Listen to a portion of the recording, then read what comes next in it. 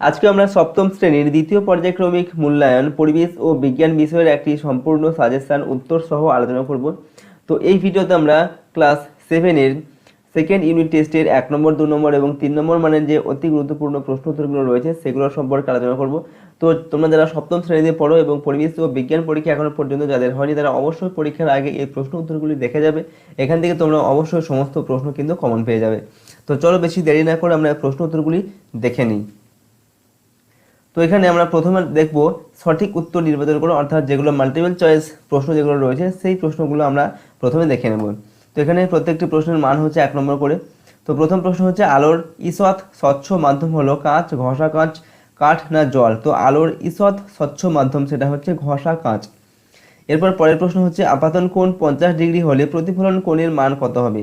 অর্থাৎ এখানে অপশন দেওয়া আছে 40 ডিগ্রি, 90 ডিগ্রি, 50 ডিগ্রি আর 0 ডিগ্রি। তো আপাতন কোণ 50 ডিগ্রি হলে প্রতিফলন কোণও হবে 50 ডিগ্রি, অর্থাৎ আপাতন কোণ যা হবে প্রতিফলন কোণ সেই একই হবে। এরপর দেওয়া আছে কোনটি নিয়মিত প্রতিফলন। সিনেমার পর্দার ওপর প্রতিফলন, ঘরের দেয়ালের ওপর প্রতিফলন, আয়নার ওপর প্রতিফলন, গাছপালার ওপর প্রতিফলন। তো আয়নার ওপর প্রতিফলন এটা হচ্ছে একটি নিয়মিত প্রতিফলন। পরবর্তী প্রশ্ন হচ্ছে চৌম্বক দৈর্ঘ্য চুম্বকটির জ্যামিতিক দৈর্ঘ্যের কত গুণ। 8.6, 0.68, 0.86 আর দেওয়া আছে 6.8। তো কোনো চুম্বকের চৌম্বক দৈর্ঘ্য সেই চুম্বকের যে প্রকৃত দৈর্ঘ্য তার 0.86 গুণ হয়। এরপর দেওয়া আছে কোনটি জীবাশ্ম জ্বালানি নয়। কয়লা, গ্যাসোলিন, কাঠ না ডিজেল। তো কাঠ এটা হচ্ছে একটি কোনো জীবাশ্ম জ্বালানি নয়, বাকিগুলো সবই হচ্ছে জীবাশ্ম জ্বালানি। পায়রার খুলি ও মস্তিষ্কের মাঝে থাকে ম্যাগনেটাইট পাথর, এটা দেওয়া আছে ম্যাগনেসাইট পাথর, ম্যাগনেটাইট আর লোহার টুকরো। তো পায়রার খুলি ও মস্তিষ্কের মাঝে যেটা থাকে এটা হবে ম্যাগনেটাইট। ওকে, এরপর দেওয়া আছে চুম্বক দ্বারা আকর্ষিত হয় না লোহা, নিকেল, তামা না কোবাল্ট। তো এখানে চুম্বক দ্বারা আকর্ষিত হয় না সেটা হচ্ছে তামা, বাকি সবগুলো চুম্বক দ্বারা আকর্ষিত হয়।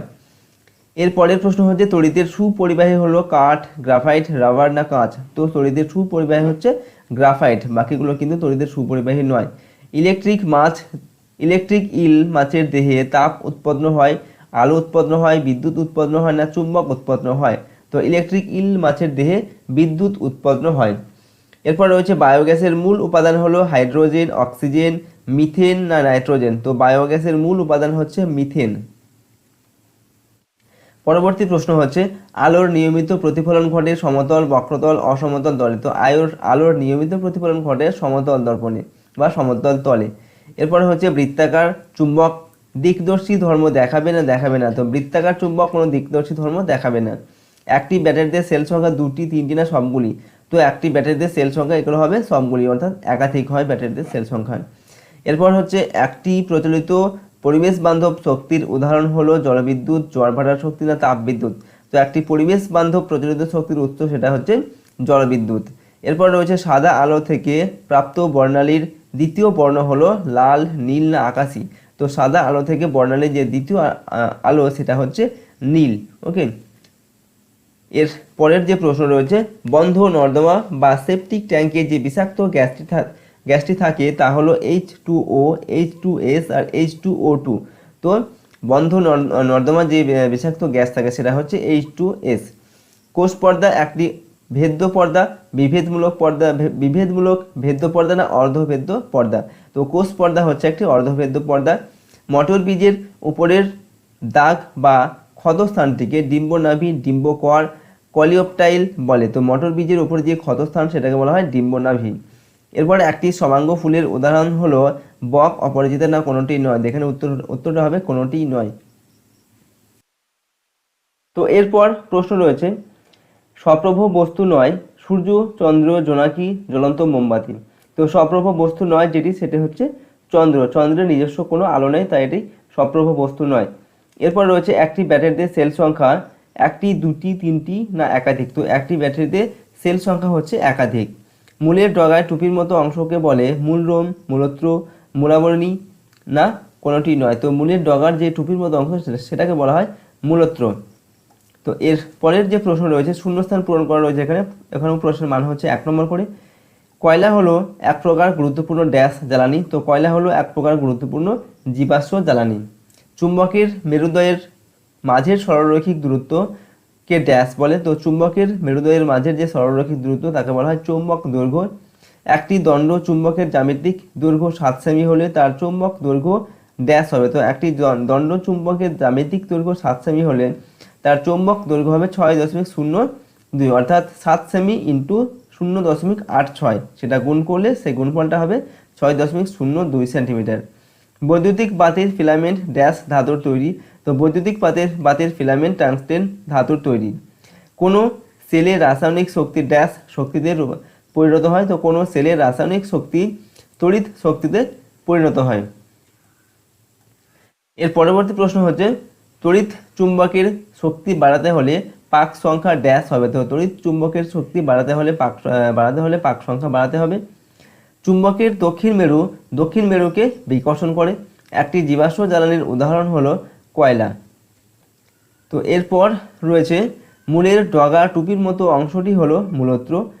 মূলত্র অঞ্চলের ঠিক উপরের জায়গায় যেখানে কোনো রোয়া নেই, এই জায়গাটাতেই মূল লম্বায় বাড়তে থাকে, এই অঞ্চলটিকে বর্ধনশীল অঞ্চল বলে।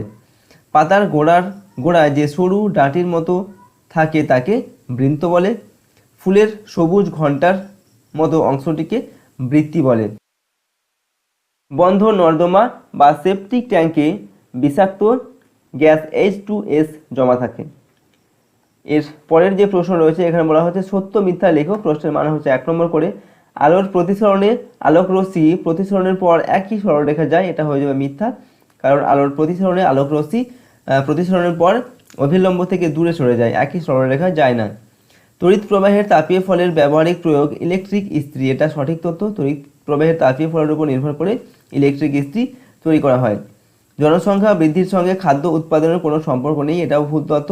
জনসংখ্যা বৃদ্ধির সঙ্গে খাদ্য উৎপাদনের সম্পর্ক রয়েছে। এরপর অতি সংক্ষিপ্ত প্রশ্নোত্তর, অর্থাৎ 1 নম্বর মানে যে প্রশ্নোত্তর, এখানে বলা হচ্ছে পর্ব বা নোড দেখা যায় কাণ্ডে, মূলে, বীজে। তো পর্ব বা নোড দেখা যায় কাণ্ডে। মূলের কোন অংশ মাটি থেকে জল ও জলে দ্রবীভূত খনিজ পদার্থ শোষণ করে? তো উত্তর হবে মূলরোম মাটি থেকে জল ও জলে দ্রবীভূত খনিজ পদার্থ বা খনিজ লবণ শোষণ করে। এরপরের প্রশ্ন আমের কোন অংশ রসালো ও শ্বাসযুক্ত যা আমরা খেয়ে থাকি? তো উত্তর হবে আমের মধ্যস্থক রসালো ও শ্বাসযুক্ত যা আমরা খেয়ে থাকি। পুংদণ্ডের মাথায় অবস্থিত স্থূল অংশটির নাম ড্যাশ। তো পুংদণ্ডের মাথায় অবস্থিত স্থূল অংশটা হচ্ছে পরাগ রেণু। এরপর রয়েছে তাপমাত্রা বাড়লে ব্যাপন ঘটে ধীরে, তাড়াতাড়ি না পূর্বের মতন? তো তাপমাত্রা বাড়লে ব্যাপন ঘটে তাড়াতাড়ি। এরপর হচ্ছে ORS এর পুরো কথাটি লেখো। তো ORS এর পুরো কথাটি হলো ওরাল রিহাইড্রেশন সলিউশন। নেক্সট প্রশ্ন হচ্ছে LED এর পুরো নাম কি? তো LED এর পুরো নাম লাইট ইমিটিং ডায়োড। নেক্সট হচ্ছে অন্তরক কাকে বলে? তো উত্তর হবে যেসব বস্তুর মধ্যে দিয়ে তড়িৎ প্রবাহিত হয় না বা হতে পারে না তাদের অন্তরক বলে। শূন্যস্থান পূরণ করে বৈদ্যুতিক বাতির ফিলামেন্ট ড্যাশ ধাতুর তৈরি। বৈদ্যুতিক বাতির ফিলামেন্ট ট্যাংস্টেন ধাতুর তৈরি। নেক্সট প্রশ্ন হচ্ছে জীবাশ্ম জ্বালানির দুটি নাম লেখো। তো দুটি জীবাশ্ম জ্বালানির উদাহরণ হলো কয়লা ও পেট্রোলিয়াম। মূলের কোন অংশ মাটি থেকে জল ও জলে দ্রবীভূত খনিজ পদার্থ শোষণ করে? তো উত্তর হবে মূলের মূলরোম অঞ্চল মাটি থেকে জল ও জলে দ্রবীভূত খনিজ লবণ বা খনিজ পদার্থ শোষণ করে। এরপর রয়েছে সোলার মোবাইল চার্জারে সৌরশক্তি কোন শক্তিতে রূপান্তরিত হয়? তো সোলার মোবাইল চার্জারে সৌরশক্তি তড়িৎ শক্তিতে রূপান্তরিত হয়। দেহে বিদ্যুৎ উৎপাদন করতে পারে এমন একটি মাছের নাম লেখো। তো উত্তর হবে দেহে বিদ্যুৎ উৎপাদন করতে পারে এমন একটি মাছের নাম হলো ইলেকট্রিক ইল। এর পরবর্তী প্রশ্ন বর্ণালীর 7টি রঙের নাম লেখো। তো উত্তর লিখবো বর্ণালীর 7টি রঙের নাম বেগুনি, নীল, আকাশি, সবুজ, হলুদ, কমলা আর লাল। এর পরবর্তী প্রশ্ন সেগুলো হচ্ছে সংক্ষিপ্ত প্রশ্ন যেগুলোর মান হচ্ছে 2 নম্বর অথবা 3 নম্বর। তো প্রথম প্রশ্ন যৌগিক পত্র কাকে বলে উদাহরণ দাও। তোমরা উত্তর লিখবো পাতার ফলক যদি গভীরভাবে খণ্ডিত হয়ে মধ্যশিরাকে স্পর্শ করে আলাদা আলাদা খণ্ডে বিভক্ত হয় তাদের যৌগিক পত্র বলে, যেমন তেঁতুল পাতা, নিম পাতা, এগুলো হচ্ছে যৌগিক পাতা। বীজের বিভিন্ন অংশগুলির নাম লেখো। তো একটি বীজের 3টি অংশ থাকে, বীজপত্র, এন্ডোস্পার্ম আর হচ্ছে ভ্রূণ। এরপর হচ্ছে চৌম্বক আবেশ কি? তড়িৎ চুম্বকের একটি ব্যবহার লেখুন। তো কোনো চৌম্বক পদার্থকে কোনো শক্তিশালী চুম্বকের নিকটে আনলে ওই চৌম্বক পদার্থটি সাময়িকভাবে চুম্বকে পরিণত হয় বা অন্য কোনো চৌম্বক পদার্থকে আকর্ষণ করে, এই ঘটনাকে চৌম্বক আবেশ বলে। তড়িৎ চুম্বকের ব্যবহার, কারখানায় খুব ভারী লোহার বস্তুকে এক জায়গা থেকে অন্য জায়গায় নিয়ে যেতে তড়িৎ চুম্বকের ব্যবহার করা হয়। এর পরের প্রশ্ন হচ্ছে আলোর প্রতিফলন বলতে কী বোঝো? সমতল দর্পণ বা আয়নায় কোনো বস্তুর দৈর্ঘ্য কি প্রতিবিম্বের দৈর্ঘ্যের চেয়ে বড় হয়? তোমরা প্রথমে লিখবো আলোর প্রতিফলন। আলো কোনো স্বচ্ছ মাধ্যমের ভিতর দিয়ে যাওয়ার সময় অন্য কোনো মাধ্যমে বাধা পেলে ওই দুই মাধ্যমের বিভেদ তল থেকে কিছু পরিমাণ আলোক রশ্মি আগের মাধ্যমে ফিরে আসে, এই ঘটনাকে আলোর প্রতিফলন বলে। সমতল দর্পণ বা আয়নায় গঠিত প্রতিবিম্বের আকার এবং বস্তুর আকার সমান হয়। স্বপরাগযোগ ও ইতর পরাগযোগ কাকে বলে? তো প্রথমে আমরা লিখব স্বপরাগযোগ। কোনো ফুলের পরাগধানী থেকে পরাগরেণু ওই ফুলেরই গর্ভকিশোরের গর্ভমুণ্ডে বা ওই উদ্ভিদের অন্য কোনো ফুলের গর্ভকিশোরের গর্ভমুণ্ডে গিয়ে পড়লে যে পরাগ সংযোগ হয় তাকে স্বপরাগযোগ বলে।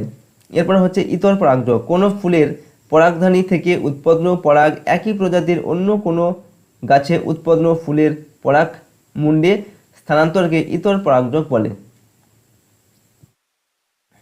এরপর হচ্ছে অর্ধভেদ্য পর্দা কি?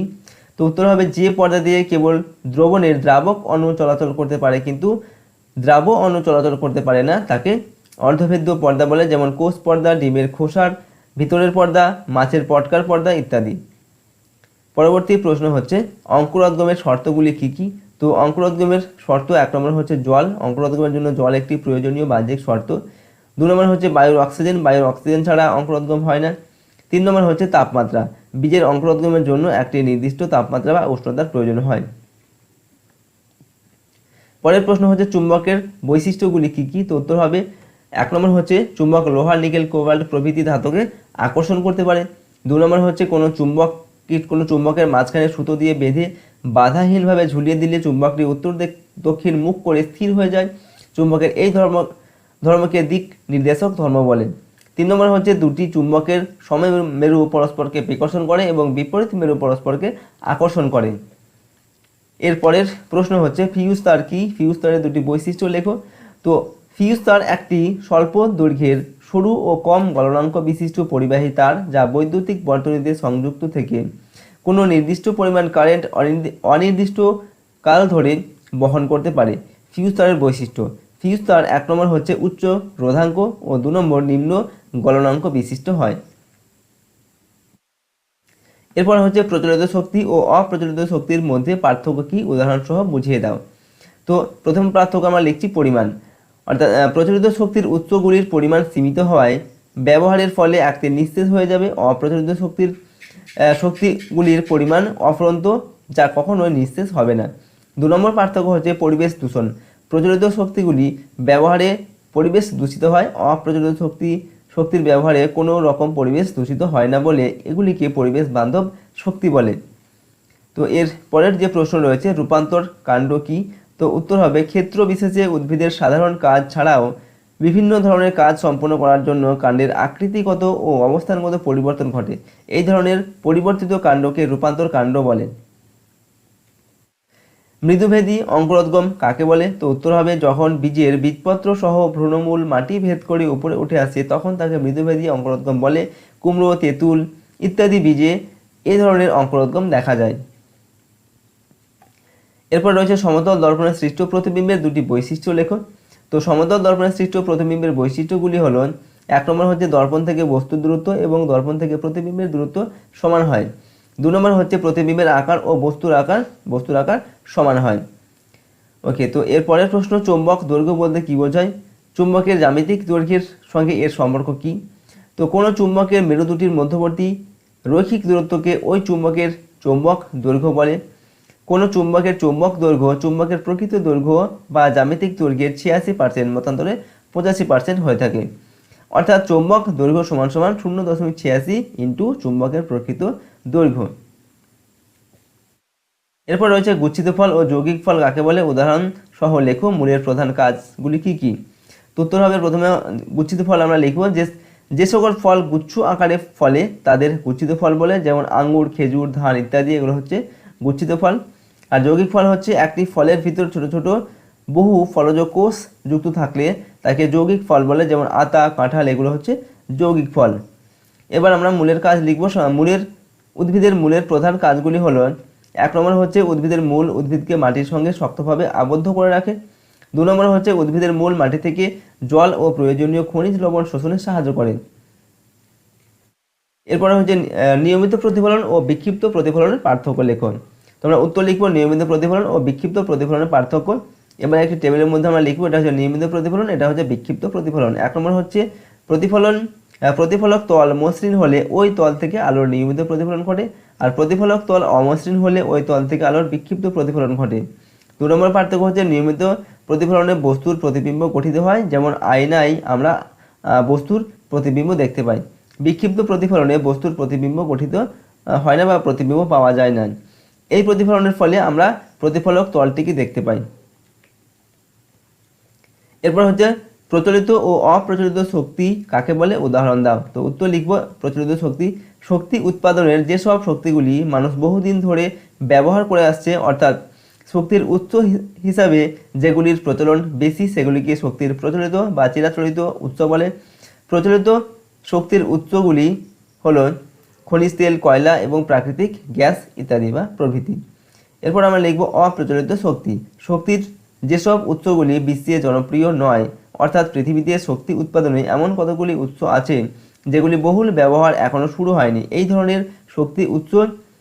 ধরনের উৎসগুলিকে শক্তির অপ্রচলিত বা অচিরাচরিত উৎস বলা হয়। অপ্রচলিত শক্তির উৎসগুলি হলো সৌরশক্তি, বায়ুশক্তি, ভূতাপীয় শক্তি, জোয়ার ভাটার শক্তি, জৈব গ্যাস ইত্যাদি। এগুলো হচ্ছে অপ্রচলিত শক্তি। তো এই ছিল ক্লাস 7 পরিবেশ ও বিজ্ঞান বিষয়ের একটি সম্পূর্ণ সাজেশন সেকেন্ড ইউনিট টেস্টের। তো এখানে যে প্রশ্ন উত্তরগুলি আলোচনা করা হলো, এই প্রশ্ন উত্তরগুলি তোমরা পরীক্ষার আগে অবশ্যই দেখে যাবে, এখান থেকে তোমরা কিন্তু প্রশ্ন কমন পাবে। তো আজকের ভিডিও আমরা এখানে শেষ করছি। নেক্সট ভিডিওতে আমরা অন্য কোনো সাবজেক্টের সাজেশন সম্পর্কে আলোচনা করবো। তো অবশ্যই তোমরা চ্যানেলকে সাবস্ক্রাইব করে নিয়ে বেল আইকন অল অপশনটিকে সিলেক্ট করবে পরবর্তী ভিডিওগুলো পাওয়ার জন্য। এই ভিডিওটা আমরা এখানে শেষ করছি। সম্পূর্ণ ভিডিওটি দেখার জন্য অসংখ্য ধন্যবাদ।